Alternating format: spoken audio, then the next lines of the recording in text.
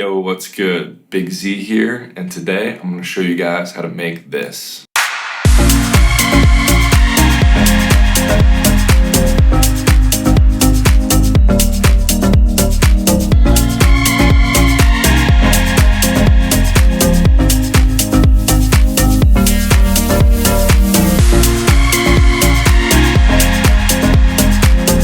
RÜFÜS to Soul is one of the best examples of how you can create a massive cult following with a unique sound. So I have this unofficial metric that I find useful. It's the Spotify monthly listeners to followers ratio. Take someone like Joel Corey. He has 22 million monthly listeners on Spotify and about 200,000 followers. So if you divide the monthly listeners by the amount of followers, you get a ratio of around 111 to 1. Now take RÜFÜS to Soul. If you divide their monthly listeners by their number of followers, you get a ratio of 5 to 1. The lower ratio means that someone that hears RÜFÜS to Soul's music is way more likely to follow them, which in turn means they're more likely to buy their concert tickets and become a lifelong fan. Joel Corey has 5 times the amount of people listening to him every month on Spotify, but I can guarantee you when he goes on tour,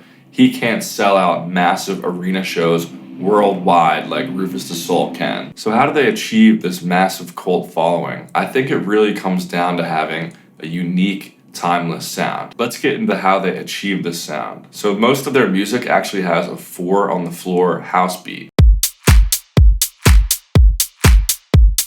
But their sound is a lot more organic than traditional house music, so they added more natural sounding percussion samples.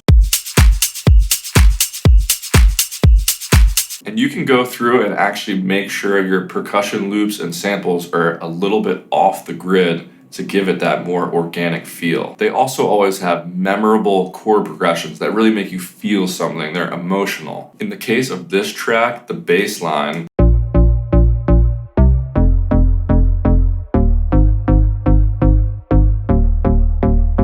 being layered with another synth that's playing the 3rd interval above the root note to make them into chords.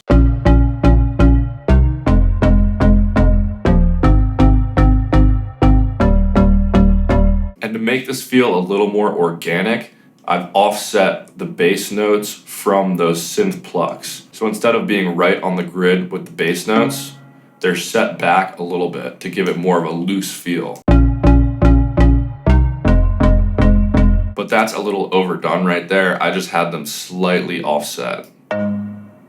Let's go through the layers of this chord stack real quick. So we start with the sub bass.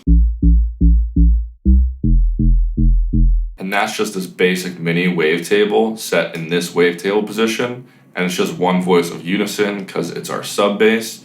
And here's the envelope that's modulating the cutoff of the filter in the effects section. Then I almost always add some multiband compression and some distortion before the filter when I'm making basses. And I've just EQ'd this sound so everything above like 300 hertz isn't coming out to make room for the rest of the synths. And then we have another bass layer that's an octave above that. And I think you'll find a trick to make your track sound a lot bigger is to use a lot of different octaves so you're filling up the whole frequency spectrum. Like this track is just a chord progression and then some atmospheric melodic elements. But it sounds big because it's making use of a lot of different octaves and filling up the whole frequency spectrum. Back to this bass layer though, it's just another basic mini wave and I'm modulating the fine pitch to make it sound a little more analog.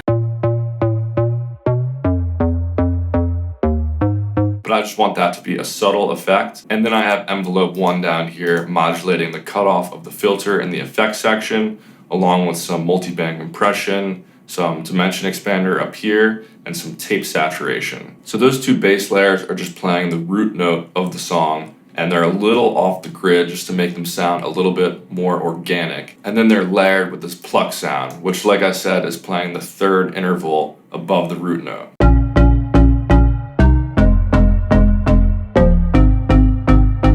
And I'm using that basic mini wavetable again. I have 7 voices of unison and some detune in oscillator A. Then oscillator B is just an octave down from oscillator A, and it's way quieter in the mix just to fill out those lower frequencies with this pluck. And again, I'm using LFO1 to modulate the fine tune of the pitch, just to make it sound more analog. Then I've got envelope 1 here modulating the cutoff of the filter, along with some tape saturation and multiband compression. Then I've just added some external processing on the sound to get it sitting in the mix a little better. Obviously cutting out the frequencies below like 100 hertz to make room for the sub bass. Then I've added some saturation with FabFilter Saturn.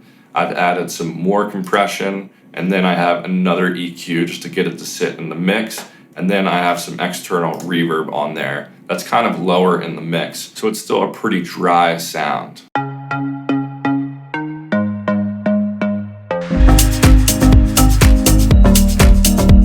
And then I've just layered some white noise on top of that pluck.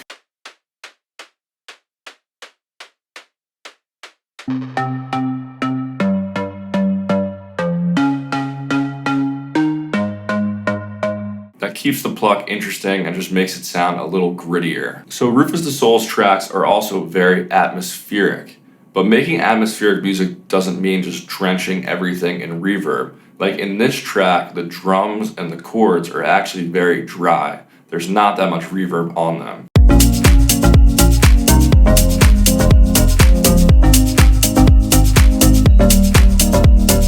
It's about picking and choosing a couple elements to be drenched in reverb to give the track that atmospheric feel. And in this case, it's this high melody right here. So I made this sound in Serum and then I bounced it to audio just so it'd be easier to work with. It's another basic MIDI wavetable layered with this Sam Serum wave that gives it kind of a digital vocal sound.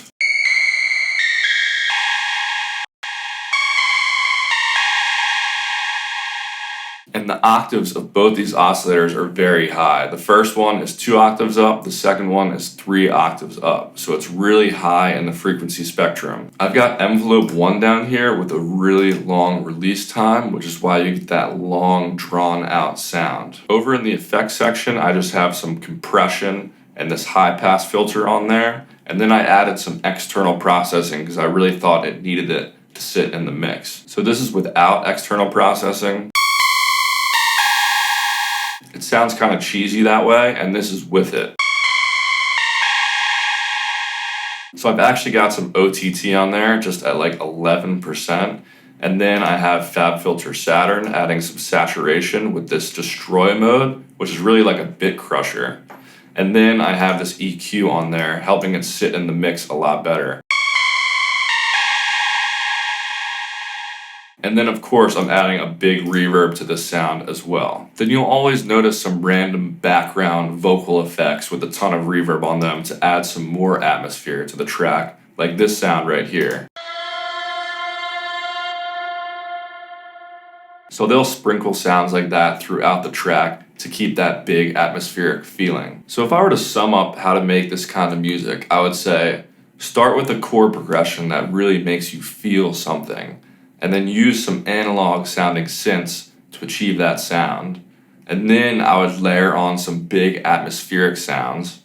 And then for the drums, I would focus on using some more organic sounding samples and making sure everything isn't right on the grid. By the way, if you want the drum samples and Serum presets that I used in this remake, you can get those down below. But thank you guys for watching this video. I hope you enjoyed it. And other than that, I'll catch you next time.